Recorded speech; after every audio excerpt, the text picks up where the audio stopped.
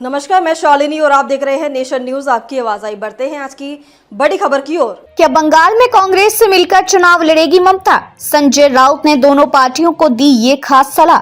शिवसेना यूवीटी सांसद संजय राउत ने बंगाल चुनाव ममता बनर्जी और अरविंद केजरीवाल को लेकर बयान दिया है। ममता बनर्जी ने यह कहा कि बंगाल में उनकी पार्टी बिना किसी गठबंधन के चुनाव लड़ेगी। इस पर संजय राउत ने कहा कि ममता हमेशा से अकेले चुनाव लड़ी है, चाहे वो लोकसभा हो या विधानसभा। उन्होंने कहा कि कांग्रेस इंडी गठबंधन की बड़ी पार्टी है, टीएमसी की बातचीत जारी रखनी चाहिए। दिल्ली के विधानसभा चुनाव के परिणाम आने के बाद अब सभी लोगों की नजरें बिहार और पश्चिम बंगाल में होने वाले विधानसभा चुनावों पर है। शिवसेना के नेता संजय राउत ने बंगाल चुनाव और अरविंद केजरीवाल को लेकर बयान दिया है। बंगाल में स्वतंत्र रूप से चुनाव लड़ेंगी ममता बनर्जी। ममता बनर्जी ने यह कहा था कि उनकी पार्टी तृणमूल कांग्रेस आगामी पश्चिम बंगाल विधानसभा चुनाव में बिना किसी गठबंधन के स्वतंत्र रूप से चुनाव लड़ेगी।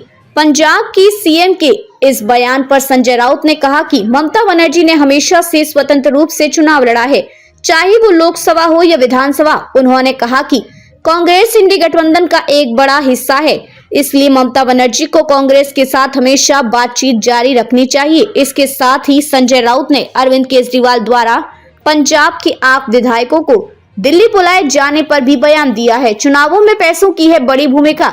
संजय राउत दिल्ली विधानसभा चुनाव के परिणाम आने से एक दिन पहले आम आदमी पार्टी ने आरोप लगाया था कि विधायकों की खरीद फरोख्त करने की कोशिश की जा रही है। बीजेपी के खिलाफ आपके खरीद फरोख्त के आरोपों की एसीबी से जांच कराए जाने पर संजय राउत ने कहा कि भाजपा अभी चुनाव जीती है।